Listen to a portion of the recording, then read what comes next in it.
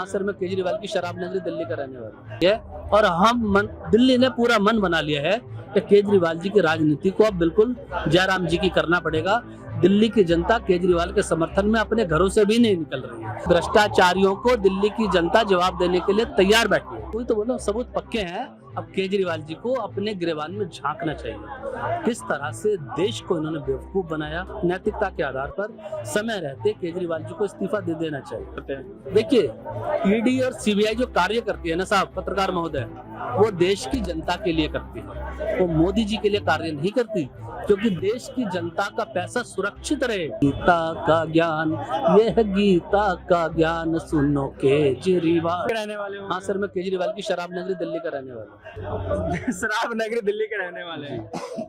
उनको एक फटकार भी लगाई थी कल हाई कोर्ट ने, उनको जमानत देने से मना कर दिया।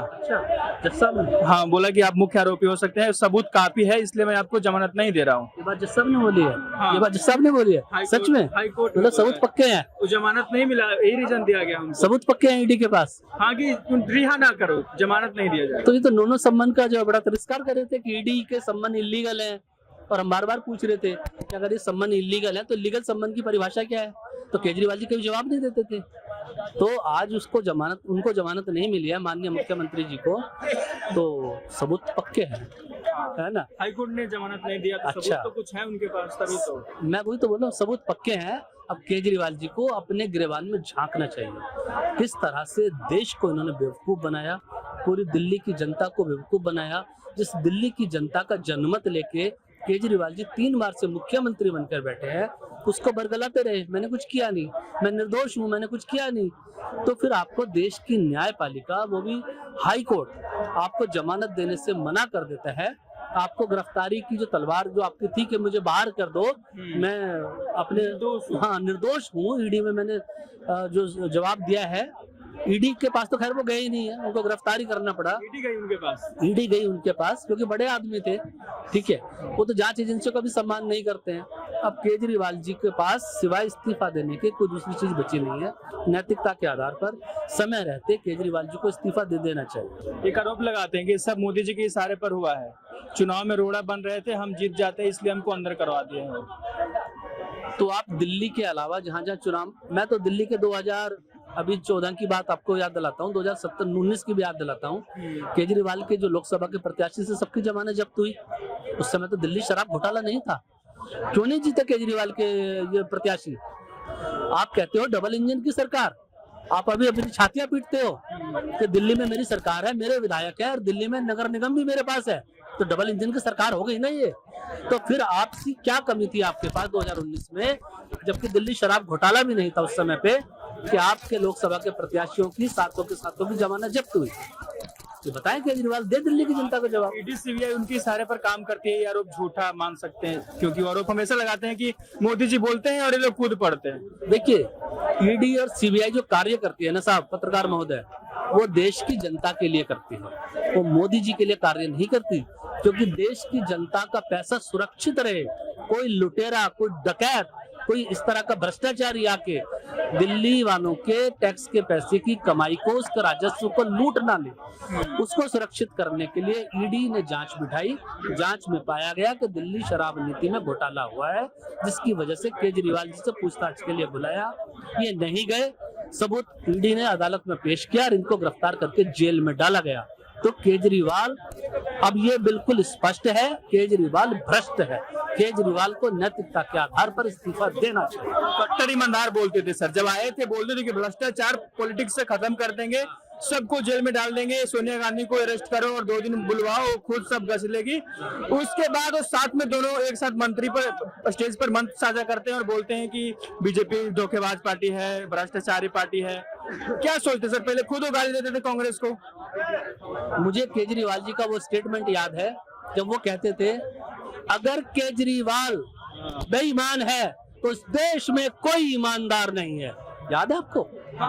छाती पीटी थी, कुर्ते फाड़ लिए थे केजरीवाल ने।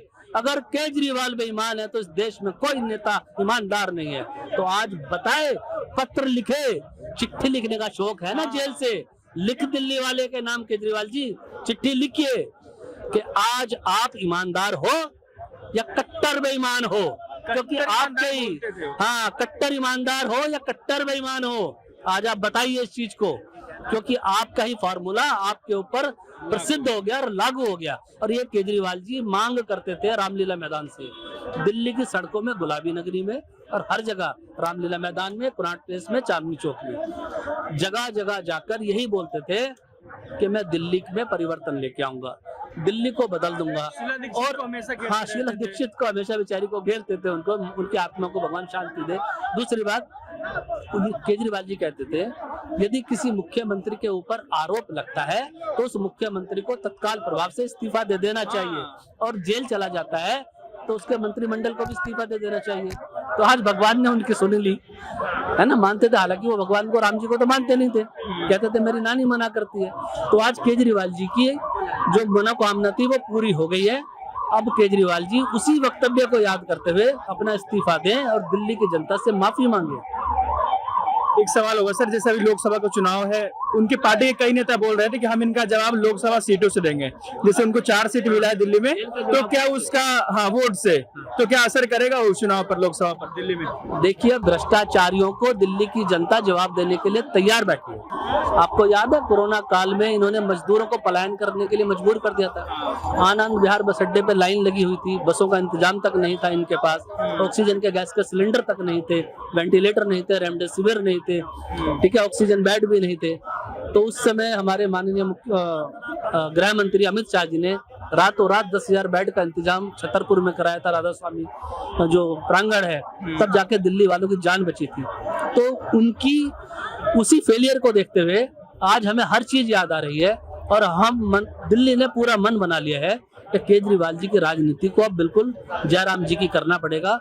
दिल्ली की जनता केजरीवाल के समर्थन में अपने घरों से भी नहीं निकल रही है। केजरीवाल को यह भय था कि मैं ईडी के सामने नहीं जाऊंगा, ईडी मुझे पकड़कर जेल में डालेगी तो दिल्ली की जनता की मुझे सहानुभूति मिलेगी। दिल्ली की जनता सबसे ज्यादा समझदार है। दिल्ली की जनता ने बोल दिया, जैसे कर्म करेगा बंदे वैसा फल देंगे भगवान, यह है गीता का ज्ञान। अब जेल में बैठ के गीता पढ़ या रामायण पढ़, अब तेरे को सच्चाई, हाँ, हाई कोर्ट से बोला था कि मुझे हाँ, मुझे गीता भी दो, रामायण भी दो। तो जब आप गीता पढ़ोगे तो उसमें लिखा है फल की इच्छा मत कर बंदे, ठीक है ना, ऐसे लिखा है ना, फल की इच्छा मत कर बंदे।